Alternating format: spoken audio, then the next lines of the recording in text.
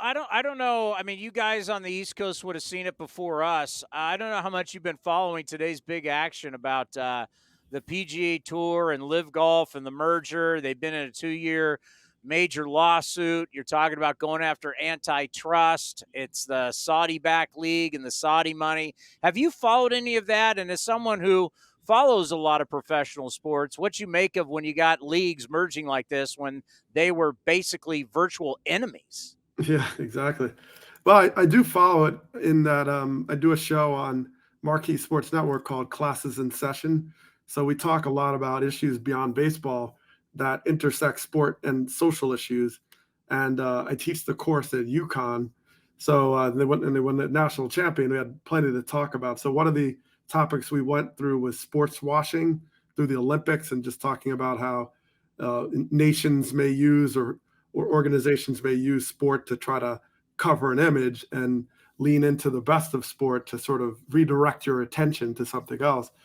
But there's certain business realities the PGA seems to be up against that, it's like, I don't know, you can't beat them kind of thing. They're trying to figure out a way to, come up with a balanced solution. So that's the power of it. And it creates a lot of opportunities to discuss the significance of sports and the sort of the ethical questions that come with it. Yeah, it's something that we've dealt with here in the Bay Area for a long time. As the A's years ago gave up their territorial rights of what we call the South Bay, basically San Jose and Silicon Valley and Santa Clara County, so the Giants could try and move to San Jose. They had 2 votes, both votes failed. And then they almost moved to St. Petersburg, but in the very end, Peter McGowan and his group stepped in, saved the Giants, and now they built Pac Bell Park. Obviously, after all these years, it's now Oracle. But then the Giants never wanted to give the territorial rights back because they said they created all of this, the fans and the sponsors and everybody they got partly because of the territorial rights. And no one was ever going to sue, and no one was ever going to really, really challenge this because of baseball's antitrust protection. So when a lot of people always talk about, well, why doesn't this team do this and why doesn't that team do that? Well, the owners are not going to sue each other, and you can probably talk better than I can about this because they want to protect that antitrust protection. Yeah, and although it's weakened a little bit over time through many cases of antitrust, there's still power in that, and they have a certain understanding, when it comes to territory, and that trickles into the minor leagues as well. I live in Connecticut, and in Hartford, the Yard Goats formed, and there was already a team in New Britain, Connecticut. So that was like a big battle about territory and AA versus AAA and all these things. So, and yeah, just remember with the financing of the stadium in San Francisco, that was privately funded. And that was really unique and probably scared a lot of. It's like, wait a minute, we could go to the city, so why would we do that, right? So, Yeah. so it also creates some interesting conversations about private funding versus public. And when I think about the social issues around that, you come to discuss a lot of things about what your rights are as a player. Colin Kaepernick, right? Taking First Amendment rights when you're with a public entity versus a private enterprise, right? And those are 2 different things. So I think it's fascinating, and I love going over it in my class and discussing it once a month on the show. I can tell you a lot of people watching this and a lot of people listening to this, and we'll have a ton of people who download this also. They would be fascinated with your class because we all like sports, but there becomes a point in all of us, we're so curious that we want to know how the business of sports really works. I'd love to take your class. I mean, obviously you're in Connecticut. Maybe I could do it online, but your class sounds fascinating. Well, I love it. It was one of those moments I put it all together during a time where I was part of the wave of layoffs at ESPN, and I was like, these are all the things I wish I could talk about, and I wrote it all down, and I took it to my alma mater at Penn, and they were like, "Yeah, go ahead, see what you can do." So I taught it, and it started off as a communications class, which made sense with media, and then I moved it to political science at Yale, and then I went to UConn with their sports power there, and broadened it. So I love it. I just look at the history of sports. I bring it to current events. I talk a lot of current events with the students. And I also use the ways that we engage social issues politically. I use the media side of it. I talk about the law and how that works. And the students love it. We have so much fun because I bring current events. There's so much stuff that goes on. You just mentioned LIV Golf. I'm like, I would have brought that into class today and said, let's talk Yeah. about it. So, yeah, so it's a lot of fun, and I'm definitely looking to expand it beyond UConn, and so I'll keep you posted on that. But in the end, the students enjoy it, and I enjoy it. I learn a lot from the students, so I feel like I'm a student in this too. We've talked so much, A's fans, obviously, everything that's going on with us, Nevada, Oakland, not signing players long term. I heard about Jim Crane, and this just blew my mind that after their last World Series, on the field, as everybody's celebrating, they're hugging, it's the greatest thing ever. They're handing out the hats and the shirts and the confetti's going and everything. That Jim Crane was asked by a journalist about, hey, how do you keep this dynasty going? And Jim Crane basically goes, well, we have a 5-year plan to be able to replace anybody here. And I'm thinking about how cold blooded is that on the field as you're celebrating winning the World Series? That the first, when you get asked that question about, oh, these are a great group of guys, we want to keep winning, you think, I can replace any of these guys in the next 5 years and I got a plan to do it. But they've been to the ALCS 6 straight years. They've been to 4 World Series. They've won 2. We as A's fans hate them and think they're a bunch of cheaters. But there's something to be said about that cold-hearted mentality. The Rays have it too. We want to love our players and buy jerseys and put up statues, but that really in modern day sports is not that smart. Just talk about that. When you hear Jim Crane say that, it just sounds cold-blooded, but it also sounds very smart. Yeah, and it is a lot to do with perspective. I mean, as a player, of course, that sends a chill down your spine. Like you are expendable, but you do learn that from your agent, and that's why in the finite time that you do have a career, you do try to maximize like what you can make. You try to earn what you can because that's it. It's a window, and pretty soon you're on the other side of that bell curve, and you're expendable, and that's it. And pretty much everybody is. And we saw with Freddie Freeman in Atlanta. I mean, this is a partnership. You see, oh, Freddie Freeman would be a Brave forever. And then like Alex Anthopoulos was like, okay, here's the window of time. And then what did he do? He got an Olsen who was younger and they could sign for longer term and have much more of a horizon. Even though Freddie Freeman's still one of the best hitters in the game. It's just that, that cold-bloodedness, as you talked about, is part of like the business side that steps away from a little things that I relate to as a younger fan of, oh yeah, my favorite player, Mike Schmidt, is going to be a Philly forever. That's a beautiful feeling. But you also ask yourself that question, I want my team to win, and is he part of that equation?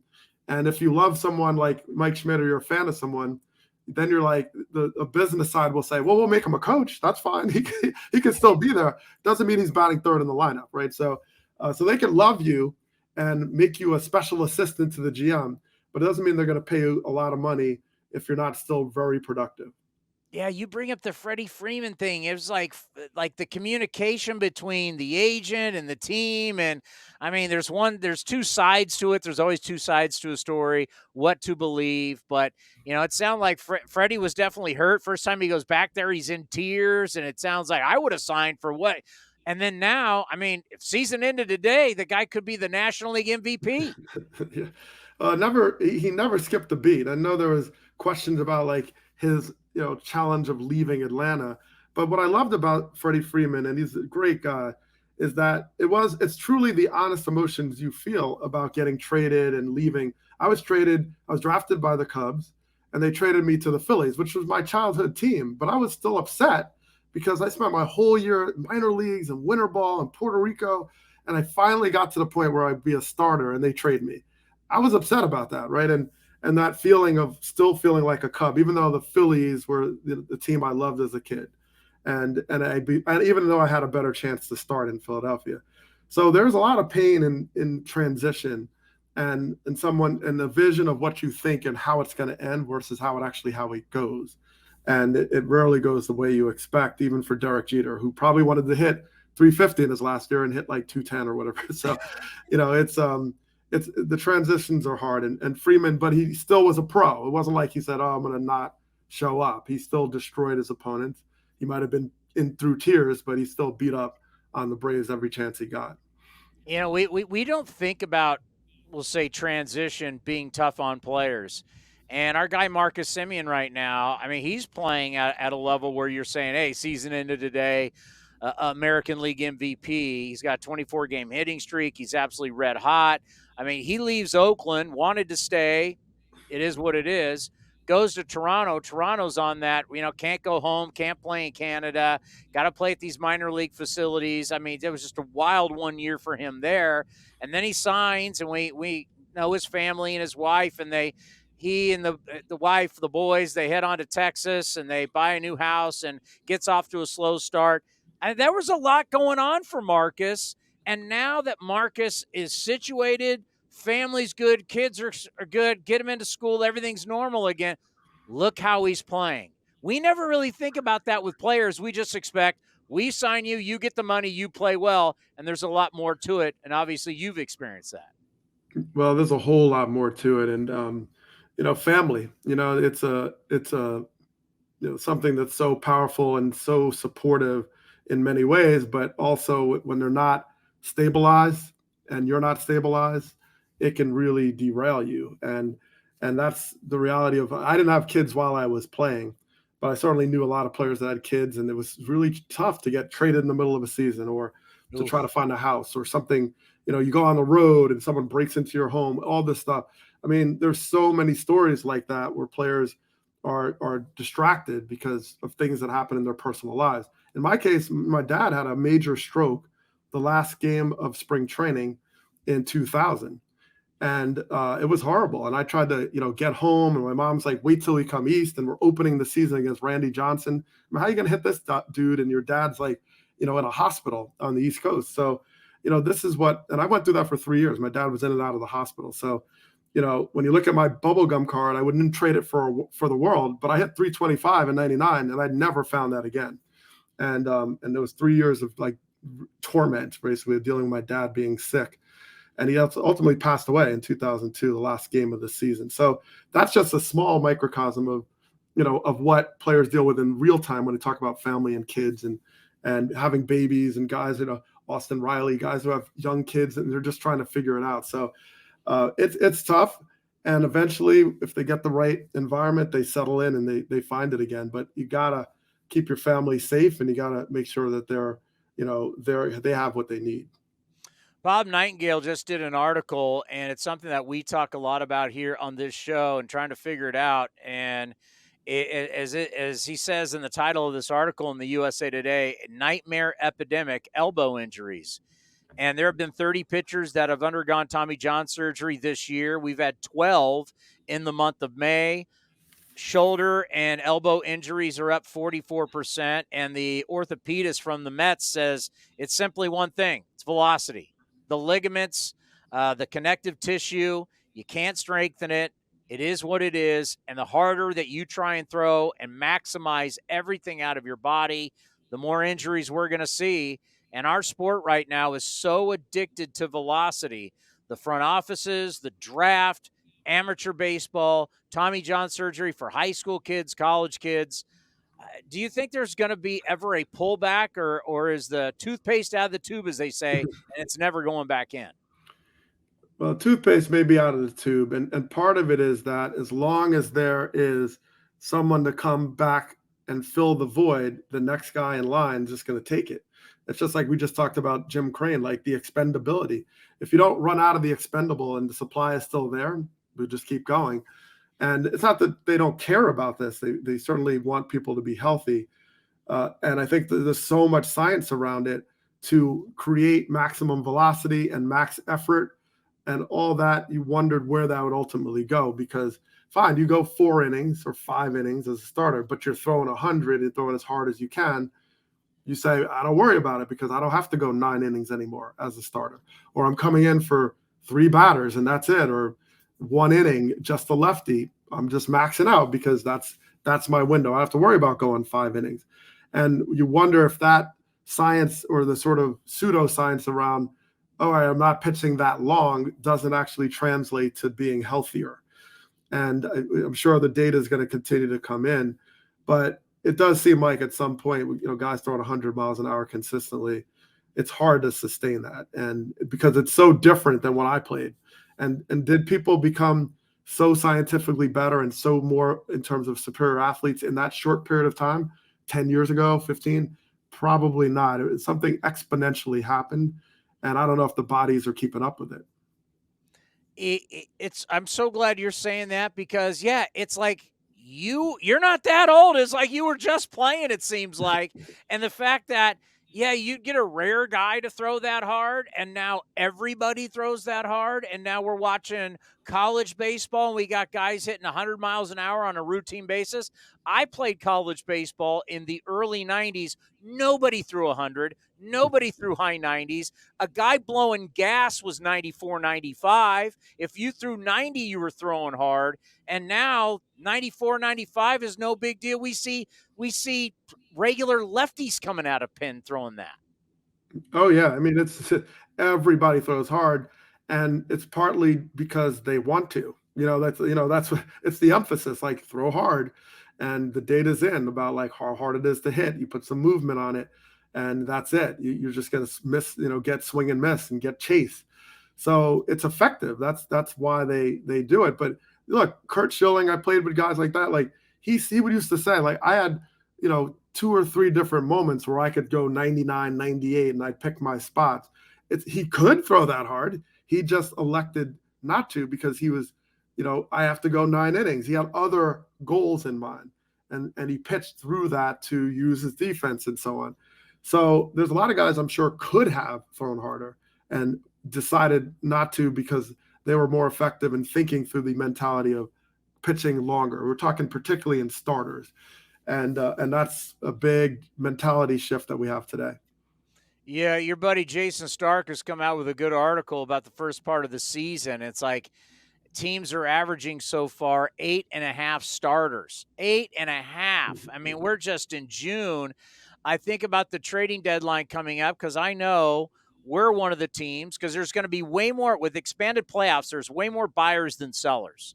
And even if you probably should be a seller, you don't want to look like a seller because then all of a sudden no one's going to show up to your games if they think you wave the white flag. So just when we start to look at the trading deadline and all the GMs and assistant GMs are starting to talk right now and plant the seeds, just how tough is that looking for pitching when there's way more buyers than sellers and so many guys are getting hurt? You don't even, I mean, where are we going to get all these arms? You just can't go to like Home Depot and go to Arms Depot and get guys.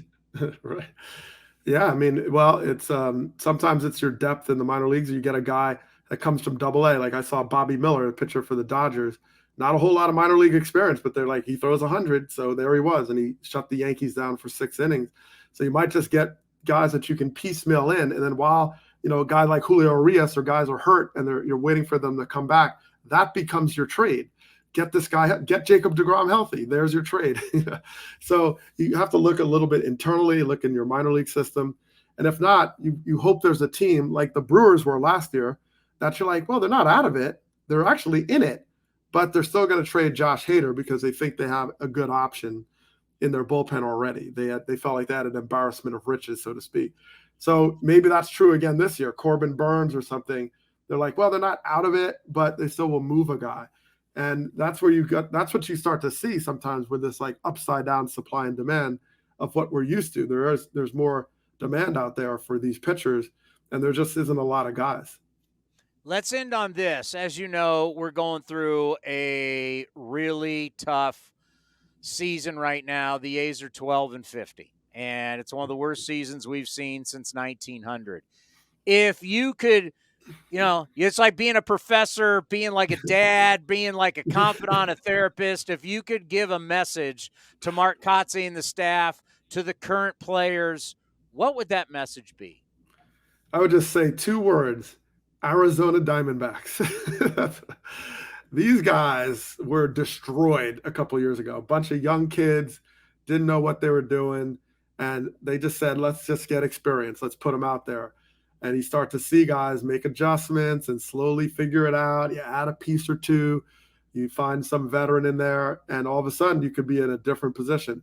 It's not a lack of talent. We could look at 12-50, but if I got in the batter's box against some of these guys, I am sure it'd be a nightmare because these guys throw hard. Look, the A's pitching, they're giving up a ton of home runs. The command But if they keep improving, and that can change really quickly. So I just think it's a matter of time. And if they can commit and keep guys, right, build from that and not be a farm system for another organization and add some pieces, then what I've seen from the Diamondbacks and other teams, it could turn around really quickly. Well, I always say it, we're a lot smarter when we have you on the program. It's always an honor to have you on. It's great to watch your career grow from a player to do all the things that you're doing in our game, from a broadcaster to a professor. It's really awesome stuff. So, always, thank you very much. We truly appreciate the time, and let's talk later on during the season. Always a pleasure. And A's Cast, one of my favorites. Thanks for having me. Thanks, Doug. Appreciate it. The great Doug Glanville. That guy, I mean, professor at UConn, broadcaster, podcaster, author, writer. Am I missing anything?